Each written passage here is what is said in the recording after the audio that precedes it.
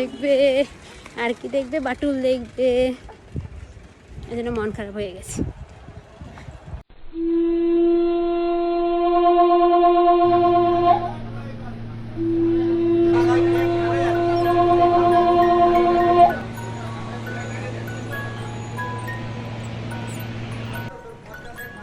এইমাত্র খুব মন খারাপ ছিল, ল্যাপটপ দেখছিল, নিয়ে চলে এসেছি বলে, আর এখন প্রসাদ পেয়ে খুব খুশি। কি খাচ্ছ? কি এটা?